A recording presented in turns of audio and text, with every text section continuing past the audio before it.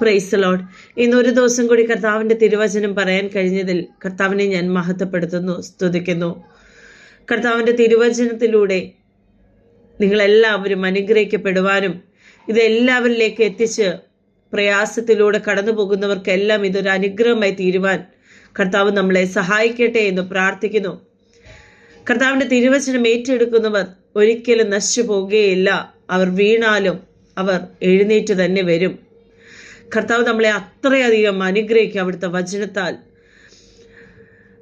കർത്താവിന്റെ വചനം ഗ്രഹിക്കാനുള്ള കൃപ പരിശുദ്ധാത്മാവ് നമ്മളെ സഹായിക്കട്ടെ എന്ന് തന്നെ പ്രാർത്ഥിക്കുന്നു. നമ്മൾ നടക്കേണ്ടുന്ന വഴിയെല്ലാം പരിശുദ്ധാത്മാവ് നമ്മളെ നയിക്കട്ടെ എന്നും കൂടി പ്രാർത്ഥിച്ചുകൊണ്ട് ഇന്നത്തെ തിരുവചനം സങ്കീർത്തനം 5-ാം അധ്യായം 2-ാം തിരുവചനം. എൻ്റെ രാജാവും എൻ്റെ ദൈവവുമായുള്ളവേ, എൻ്റെ സങ്കടയാചന കേൾക്കണമേ. നിന്നോടല്ലോ ഞാൻ പ്രാർത്ഥിക്കുന്നത്. യഹോവേ, രാവിലെ എൻ്റെ പ്രാർത്ഥന കേൾക്കണമേ. രാവിലെ ഞാൻ നിനക്കായി ഒരുക്കി കാത്തിരിക്കുന്നു. ആമേൻ.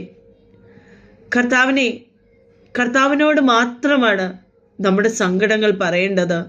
നമുക്ക് എല്ലാ പ്രതിസന്ധികൾ വരുമ്പോഴും അത് ഈശോയുടെ തിരുസന്നിധിയിലേക്ക് കൊടുക്കുക. അവിടുന്ന് നമുക്ക് വേണ്ടുന്നതൊക്കെയും നമുക്ക് തന്ന് നമ്മളെ സഹായിക്കും. ദൈവത്തിന് വേണ്ടത് നമ്മൾ കർത്താവിനെ മഹത്വപ്പെടുത്തിയാൽ മതി. എല്ലാ ദിവസവും കർത്താവിനെ സ്തുതിച്ച് മഹത്വപ്പെടുത്തിക്കൊണ്ട് നമ്മുടെ ജീവിതം ആരംഭിക്കുമ്പോൾ നാം തന്നെ അറിയാതെ നമ്മുടെ ജീവിതത്തിൽ ഒരുപാട് അനുഗ്രഹങ്ങളായിരിക്കും വന്നു ചേരുന്നത്. ഈശോയുടെ മുന്നിൽ എപ്പോഴും സ്തോത്രം ചെയ്ത് നോക്കിയേ. നമ്മുടെ ജീവിതത്തിൽ ഒരുപാട് അനുഗ്രഹങ്ങളായിരിക്കും നമ്മുടെ ജീവിതത്തിൽ ഉണ്ടാവുന്നത്. രാവിലെയും വൈകിട്ടും ദൈവത്തോട് നമ്മുടെ എല്ലാ കാര്യങ്ങളും ഈശോയോടൊന്ന് സംസാരിച്ചു നോക്കി, നമ്മൾ അനുഗ്രഹിക്കപ്പെടും. കർത്താവിന്റെ തിരുസന്നിധിയിൽ നാം പറയുന്ന ഒരു കാര്യം പോലും അവിടുന്ന് നമ്മളെ തള്ളിക്കളയുകയില്ല.